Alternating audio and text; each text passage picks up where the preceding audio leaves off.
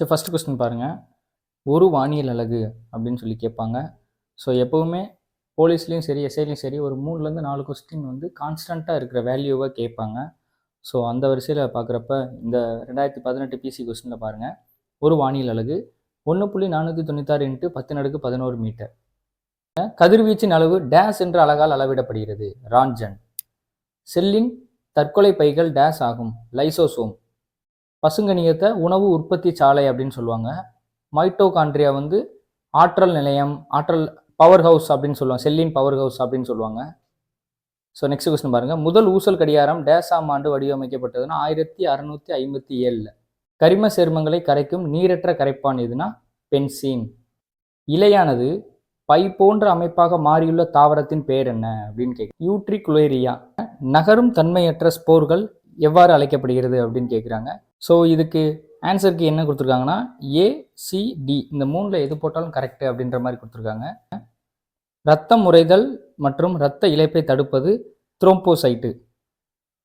சுபாஷ் சந்திர போஸ் வருகை தந்த ஊர் எதுன்னு பார்த்தீங்கன்னா மதுரை தான். ஸோ தமிழ் எண்களை வந்து கூட்டுகன்னு சொல்லி கொடுத்துருக்காங்க. இது நம்ம ஈஸியாக பார்த்தாலே போட்டுடலாம். ஸோ நெக்ஸ்ட் கொஸ்டின் பாருங்கள், சரையு நதி தற்போது எந்த மாநிலத்தில் உள்ளது அப்படின்னா உத்தரப்பிரதேசம்.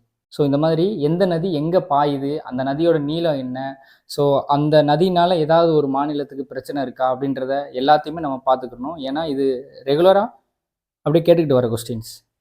உலக புத்தக நாள் கொண்டாடப்படும் நாள் எதுனா ஏப்ரல் 23. ஸோ ஏப்ரல் 23 வந்து உலக புத்தக நாள். ஆயம் என்பதன் பொருள் யாதுன்னா தோழியர் கூட்டம். முகமது கஜினியால் தோற்கடிக்கப்பட்ட சாகி மரபை சேர்ந்த இந்து அரசர் யாருன்னா ஜெயபாலர். காரன்வாலிஸ் பிரபு காவல்துறை ஆணையத்தை நியமித்த இடம் வந்து கொல்கத்தா. ஸோ இந்த போலீஸ் அப்படின்ற கான்செப்டை ஃபஸ்ட்டு கொண்டு வந்தது யாருன்னா காரன்வாலிஸ் பிரபு தான். ஸோ அவர் ஃபஸ்ட்டு எங்கே இம்ப்ளிமெண்ட் பண்ணார் அப்படின்னா கொல்கத்தாவில். ஸோ லாஸ்ட் கொஸ்டினில் நம்ம 2ஆம் உலகப் போரின் போது யார் இங்கிலாந்து பிரதமராக இருந்தா அப்படின்றத பார்த்தோம், வின்ஸ்டன் சர்ச்சில். ஸோ அதுலேயே சொல்லியிருப்பேன், இந்த போருக்கு அப்புறம் வந்த இங்கிலாந்து பிரதமர் தான் நமக்கு விடுதலை கொடுத்தாரு அப்படின்றது. அது யாருன்னா கிளமெண்ட் அட்லி. சரிங்களா? ஸோ நெக்ஸ்ட் கொஸ்டின் பாருங்கள், இயேசு சபை என்ற அமைப்பின் நிறுவியவர் யாருன்னா இக்னோசியஸ் லயாலோ. ஸோ நெக்ஸ்ட் கொஸ்டின் பாருங்கள், தமிழ்நாட்டின் மிகச்சிறந்த சமுதாய சீர்திருத்தவாதி. இவங்க 4 பேருமே சமுதாய சீர்திருத்தவாதி தான். அதில் மிகச்சிறந்த ஆள் அப்படின்னா பெரியார். உலகிலேயே மிக பழமையான மடிப்பு மலைத்தொடர் ஆரவல்லி மலைத்தொடர். ஸோ இந்த கொஸ்டின் பார்த்தீங்கன்னா நான் லாஸ்ட் டைம் நம்ம பார்த்த கொஸ்டினில், அதாவது 2019 பிசி கொஸ்டினில் இதை பற்றி பேசியிருப்பேன். ஸோ இது பார்த்தீங்கன்னா ரிப்பீட்டடாக கேட்டுட்டு வராங்க. ஸோ இப்போ வரைக்கும் கூட லாஸ்ட் டைம் எழுதின பிசி எக்ஸாமில் கூட இந்த கொஸ்டின் கேட்டிருந்தேன். கொஸ்டின் பாருங்கள், உலக பெண்கள் ஆண்டாக ஐக்கிய நாடு சபை அறிவித்த ஆண்டு வந்து 1978. ஸோ இந்த 1978 வந்து உலக பெண்கள் ஆண்டு அப்படின்னு சொல்லி ஐக்கிய நாடு சபை அறிவிச்சிருச்சு. இது வந்து எல்லாமே ஆன்சர் கீ அப்படின்னு சொல்லி கொடுத்துருக்காங்க. ஸோ நெக்ஸ்ட் கொஸ்டின் பாருங்கள், கடற்கரை பகுதியில் நிலவுவது என்னன்னா சமமான காலநிலை. நெக்ஸ்ட் கொஸ்டின் பாருங்கள், ரொம்ப ஈஸியான கொஸ்டின் தான். 2 மணி நேரம் 30 நிமிடங்கள் 15 வினாடிகள் என்பதை வினாடிகளாக மாற்றினா 1 மணி நேரத்துக்கு எத்தனை வினாடிகளோ அதை அப்படியே ஆட் பண்ணிகிட்டே வந்து இந்த டைமுக்கு மொத்தம் ஆட் பண்ணோம்னா 915 செகண்ட்ஸ் அப்படின்னு சொல்லி வரும். சரிங்களா? ஸோ நெக்ஸ்ட் கொஸ்டின் பாருங்கள், மனித உரிமைகள் தினமாக கடைபிடிக்கப்படும் நாள் டிசம்பர் 10. ஸோ 2019 கொஸ்டின்லையும் இதை கேட்டிருக்காங்க, 2018லையும் கேட்டிருக்காங்க. சரிங்களா? போபால் விஷவாயு கசிவு ஏற்பட்ட ஆண்டு 1984. ஸோ நெக்ஸ்ட் கொஸ்டின் பாருங்கள், உலக பேரிடர் குறைப்பு நாள் என்னைக்குன்னு பார்த்தீங்கன்னா அக்டோபர் 13. நெக்ஸ்ட் கொஸ்டின் பாருங்க, மினிக்காய் தீவு எந்த நாட்டிற்கு சொந்தமானது? இந்தியா. நெக்ஸ்ட் கொஸ்டின், அலைசக்தி மூலம் இந்தியாவில் மின் சக்தி உற்பத்தி செய்யும் இடம் எங்க இருக்குன்னா வில்லிங்ஹாம். நெக்ஸ்ட் கொஸ்டின் பாருங்க, வேதாந்த பாஸ்கர் என பாராட்ட பெற்றவர் யாருன்னா பசும்பொன் முத்துராமலிங்கர். சரிங்களா?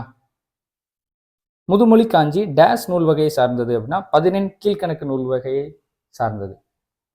ஸோ இந்த நூலை 14 கீழ்கணக்கு 14 மேல் கணக்குன்னு சொல்லி எந்த காரணத்தின் அடிப்படையில் பிரிச்சாங்க அப்படின்றத கமெண்ட்ல சொல்லுங்க.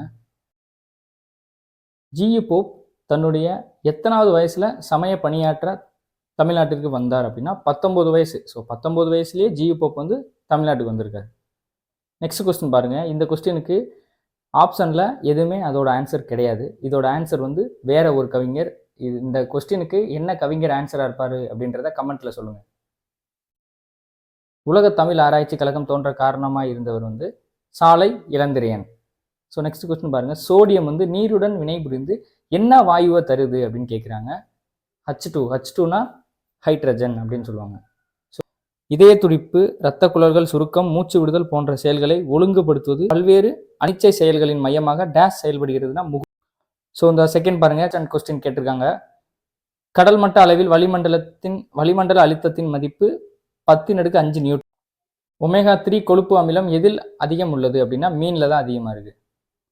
ஸோ இந்த தனிமம் சேர்மம் லாஸ்ட் இயர் கொஸ்டின்ல பார்த்தீங்கன்னா நான் சொல்லியிருப்பேன், தனிமம் சேர்மம்லேருந்து கண்டிப்பாக ஒரு கொஸ்டின் பிசிலையும் எஸ்ஐலையும் கேட்டுறாங்க அப்படின்றது. இந்த பாருங்க, ராக்கெட்டில் பயன்படுத்தப்படும் எரிபொருள் யாதுன்னா திரவ ஹைட்ரஜன்.